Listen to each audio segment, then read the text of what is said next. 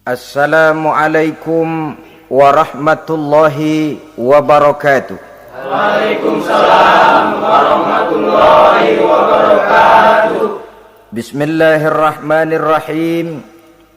Alhamdulillahi rabbil alamin. Wassalatu wassalamu ala ashrafil anbiya'i wal mursalin, sayyidina wa maulana Muhammadin wa ala alihi wa ashabihil mujahidin at-tahirin, amma ba'du. Saudara-saudara kaum muslimin rahimakumullah. Pada pertemuan terdahulu kita sudah membicarakan orang-orang yang menjadi teman-teman setan dalam kehidupan di dunia ini. Maka pada pertemuan kali ini kita akan membicarakan tentang siapa yang menjadi musuh-musuh setan di dalam kehidupan. Dengan satu catatan, berbahagialah mereka yang menjadi musuh-musuh setan, tetapi celakalah mereka yang menjadi teman-teman setan. Bagaimanapun juga di dalam kehidupan ini, apabila orang telah memproklamirkan bendera permusuhan kepada kita, maka kita tentu seharusnya bersikap waspada dan mawas diri. Demikian juga iblis dan seluruh bala tentaranya yang terdiri daripada setan-setan. Mereka telah mengibarkan bendera permusuhan kepada Nabi Adam dan anak cucunya, kepada kita umat Rasulullah sallallahu alaihi wasallam.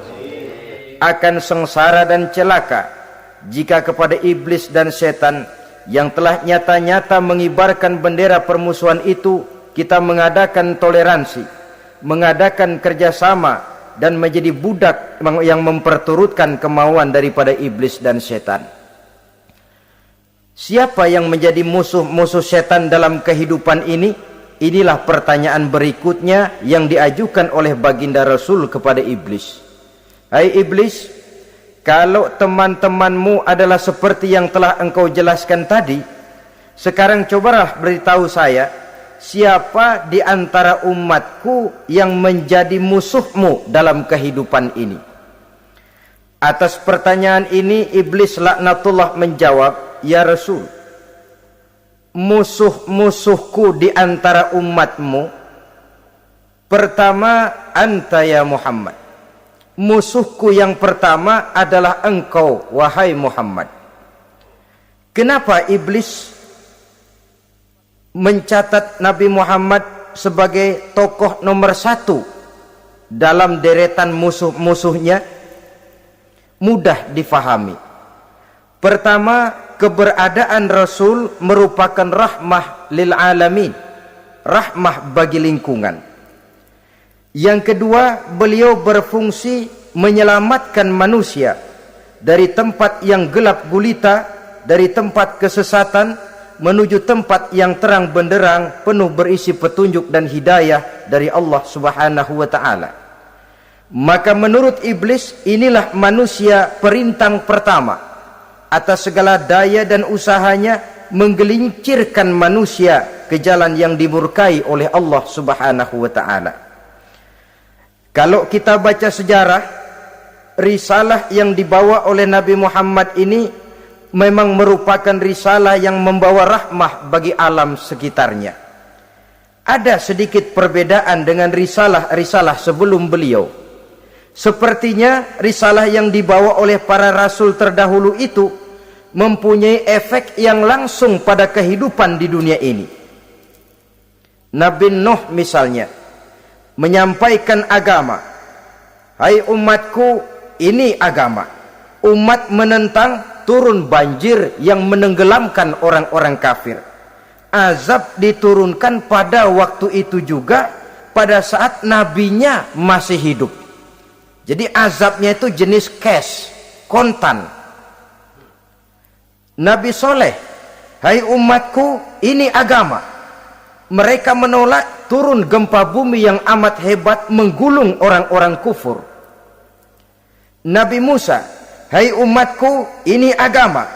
Mereka menolak, sebagian ditenggelamkan di Lautan Merah, sementara sebagian lain dikutuk menjadi monyet-monyet yang hina seperti diceritakan dalam Al-Qur'anul Karim.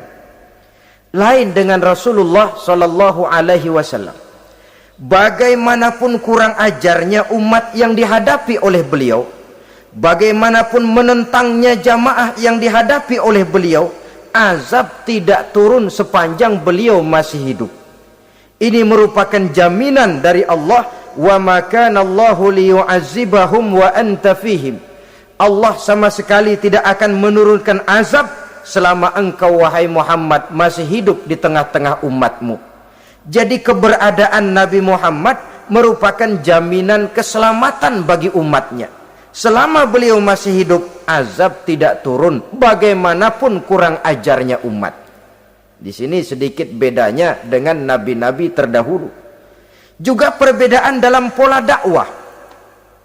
Nabi Nuh ketika dakwahnya ditolak oleh umat, keluar doanya meminta umatnya ditenggelamkan.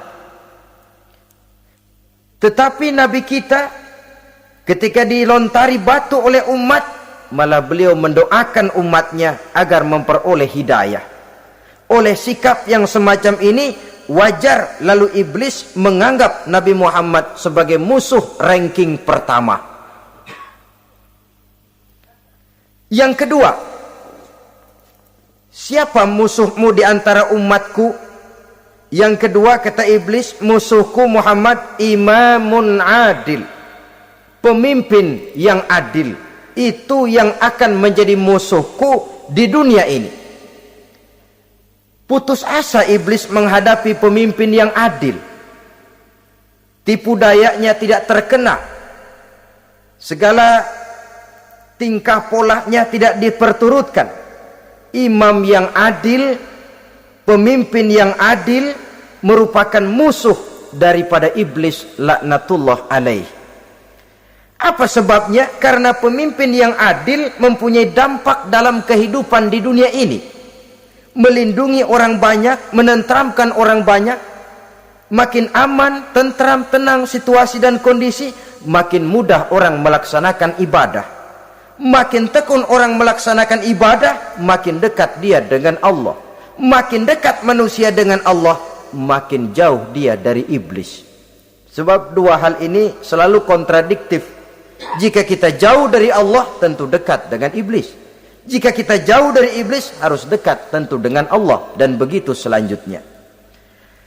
Dalam kaitannya dengan kehidupan kita sekarang, saudara-saudara, disinilah perlunya mempersiapkan manusia.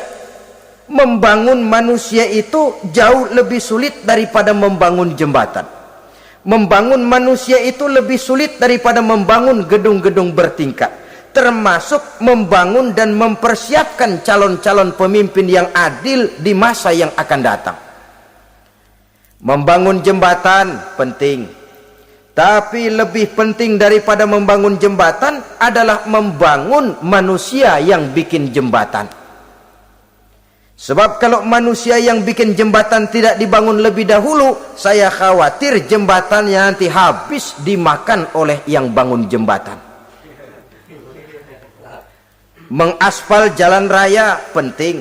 Lebih penting dari mengaspal jalan raya, membangun manusia yang mengaspal jalan itu. Sebab kalau manusia yang mengaspal jalan bermental rusak dan bejat, saya khawatir jalan belum selesai, aspalnya habis dimakan oleh yang ngaspal. Inilah pentingnya membangun manusia pembangunan. Semua tugas-tugas besar, semua pekerjaan-pekerjaan yang baik harus berangkat dari niat yang baik, berangkat dari hati yang bersih.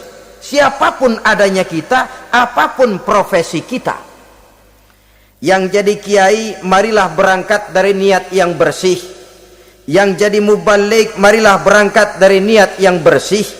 Niatnya itu mau menghidupkan Islam atau mau cari hidup jual Islam.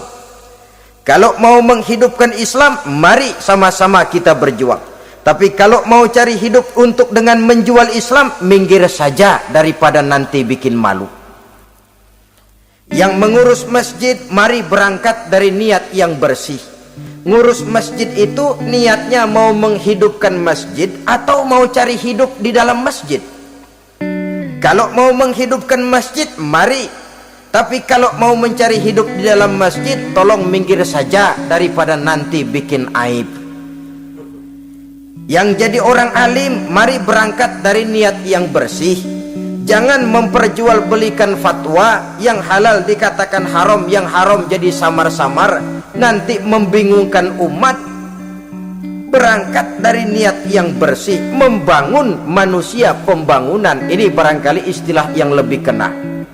Saudara-saudara kaum muslimin rahimakumullah, setiap kita pada hakikatnya punya bakat. Secara fitrah yang kita bawa, bakat apapun kita ini punya.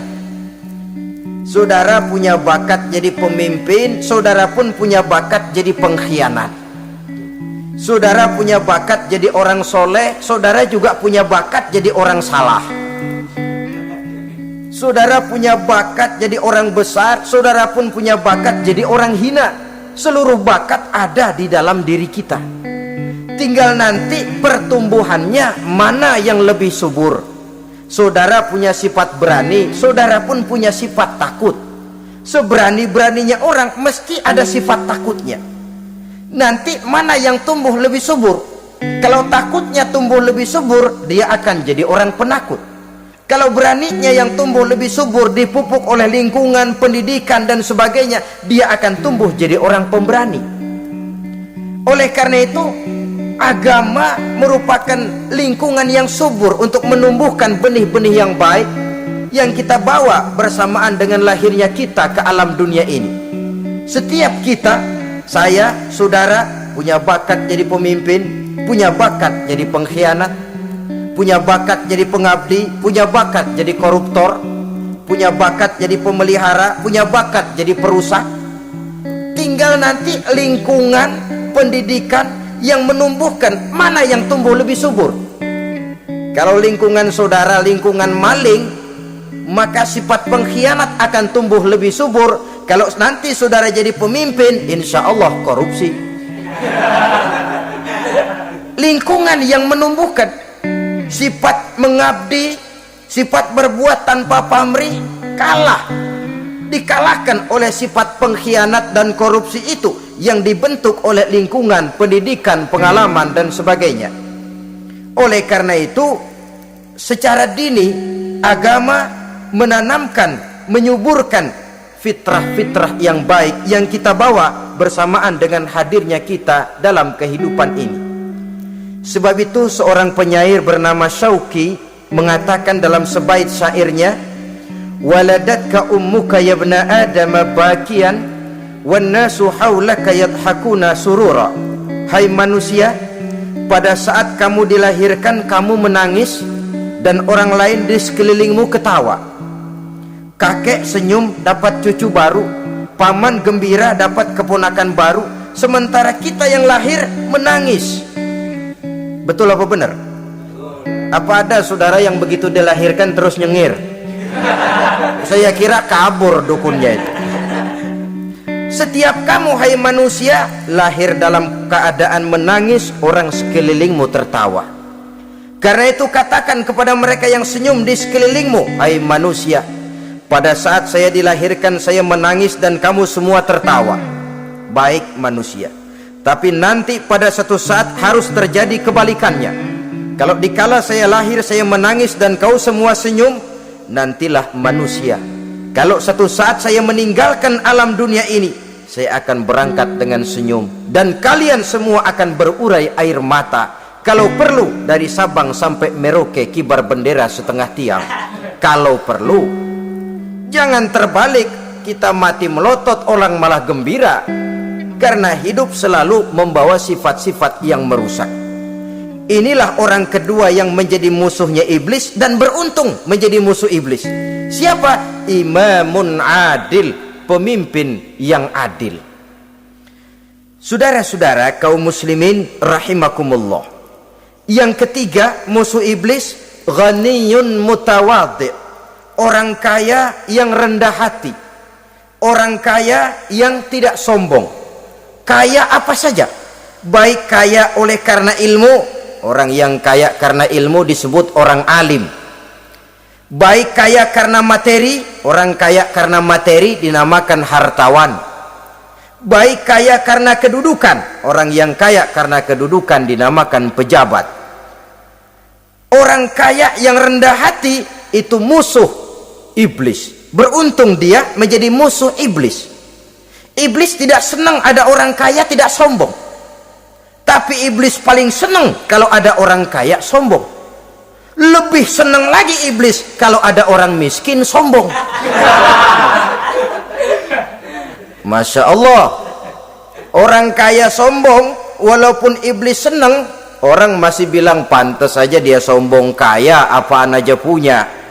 Udah miskin sombong, kira-kira yang disombongin apaan? Dalam segala bentuknya sombong ini Allah tidak senang, tapi iblis senang. Kenapa? Karena sponsor sombong iblis. Kan yang pertama kali sombong iblis toh. Ketika disuruh sujud kepada Nabi Adam, dia nggak mau. Ini kesombongan pertama yang terjadi dalam sejarah. Ketika ditanya kenapa kau tidak mau sujud iblis, saya kan dibikin dari api, Adam dari tanah, I am the best. Saya lebih hebat daripada iblis, daripada Adam. Adam baru kemarin dibikin, saya sudah lama. Kata Allah, kamu sombong iblis, ini surga bukan tempat orang sombong, keluar. Terusir dia dari surga. Jadi kesombongan pertama adalah kesombongan yang dilakukan oleh iblis, dan dia tanamkan itu kepada kita supaya jadi orang sombong. Karena itu sombong ilmu Allah nggak senang, tapi iblis senang. Mentang-mentang ada ilmunya, nih satu-satunya ustadz di sini ya, semua mesti ngaji sama gue. Kalau nggak ngaji sama gue, Islamnya kurang tapi bener. Sombong karena ilmu, sombong karena pangkat. Mentang-mentang pakai bintang di pundak, jalan pundak duluan. Yang wajar saja hidup ini. Sombong harta pun begitu. Kaum muslimin rahimakumullah, orang kaya yang rendah hati dimusuhi oleh iblis, tapi dicintai Allah, dicintai Rasul, dicintai malaikat. Caranya bagaimana? Kembali kepada satu kesadaran bahwa pada saat terlahir ke alam dunia ini tidak ada yang pernah kita bawa. Kalau sekarang kita punya rumah, punya kebun, punya kendaraan, punya pabrik, punya segala macam benda, apa itu? Titipan. Pada suatu saat akan diambil kembali oleh yang menitipnya.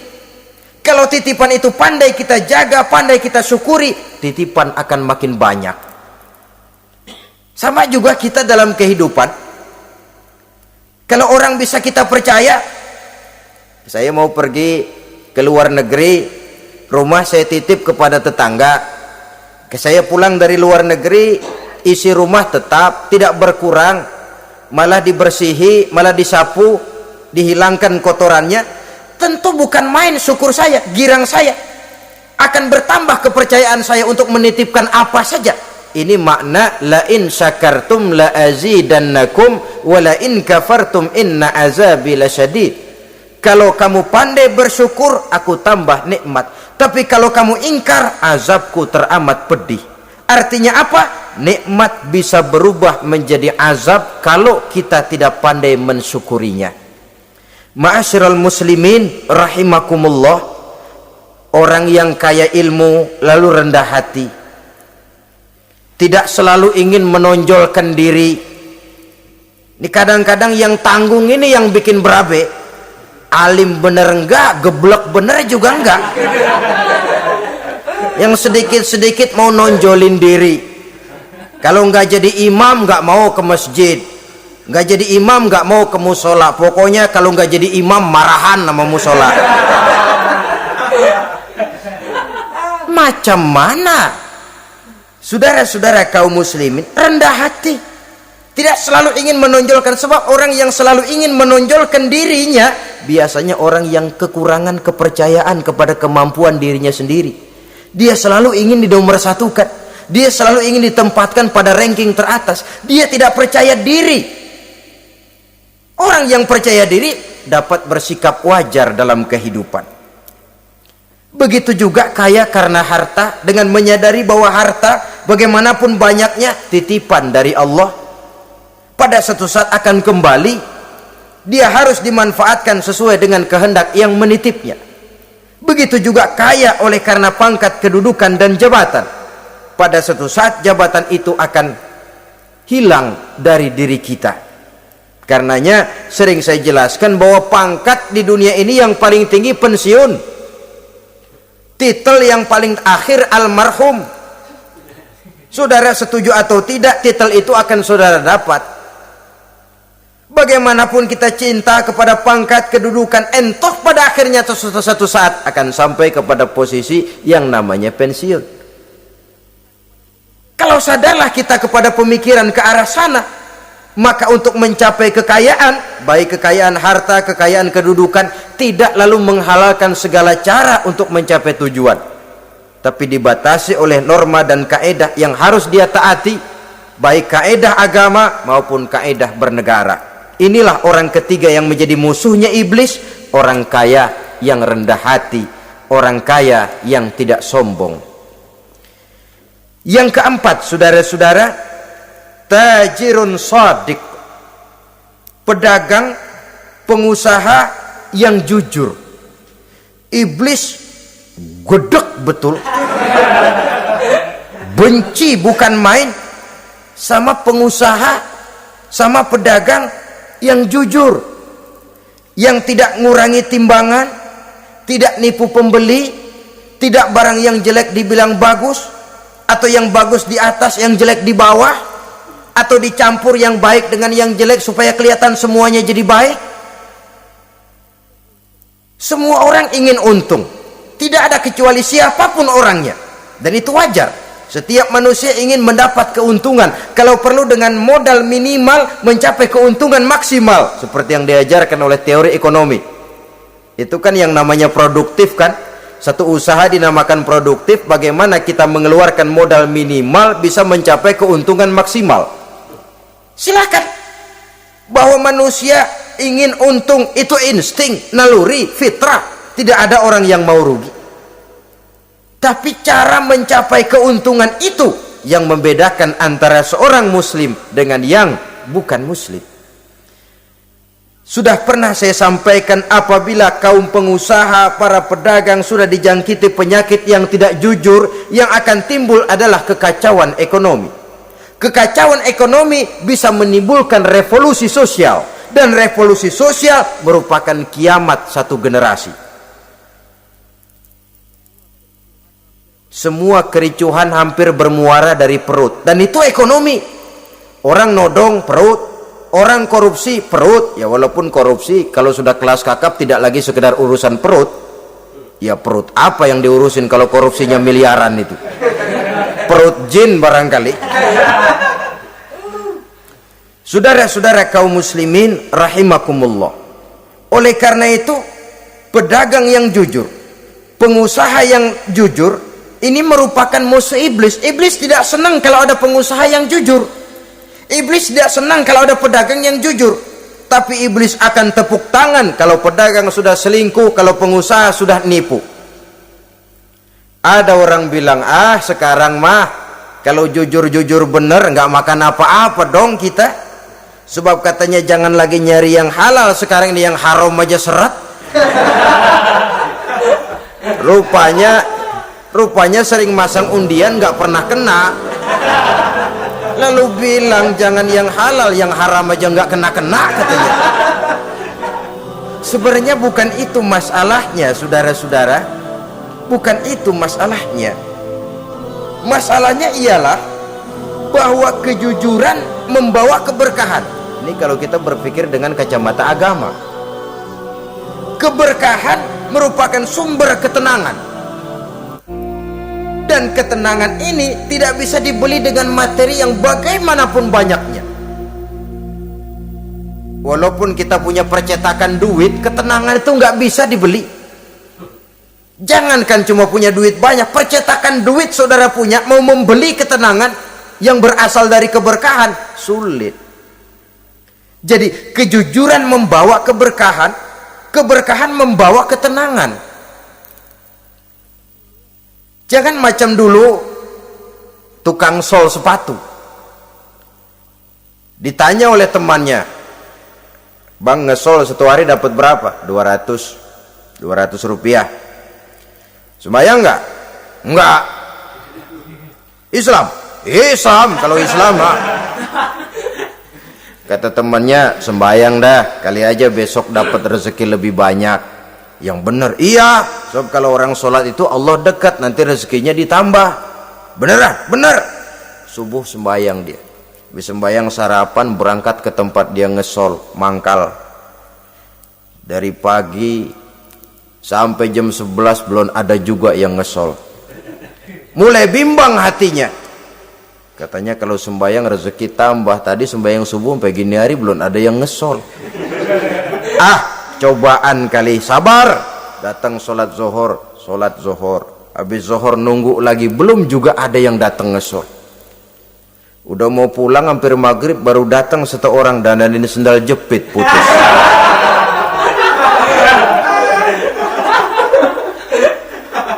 Sudah bayar 25 rupiah, pulang dia si tukang sol ini, ketemu sama temennya yang nyuruh sholat tadi. Ditanya, bagaimana penghasilan ini hari? Apa dijawab? Gua kapok deh sembahyang.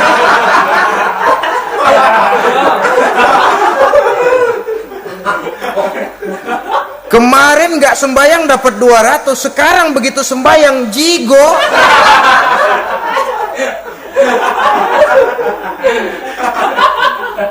Dia tidak sadar bahwa dengan dari kacamata agama, 25 rupiah yang membawa berkah jauh lebih baik ketimbang 200 uang panas. Dari kacamata agama, 25 rupiah yang membawa berkah lebih baik daripada 200 rupiah tapi panas. Sebab panas menjauhkan kita dari ketenangan. Itulah sebabnya maka pedagang yang jujur, pengusaha yang jujur menjadi musuh setan dan beruntung. Sekarang jadi pengusaha jujur-jujur nggak dapat proyek, Pak, kalau nggak bisa semir semur. Padahal agama sudah menjelaskan ar-rashi wal murtashi finnar. Orang yang nyogok dan orang yang disogok dua-duanya neraka.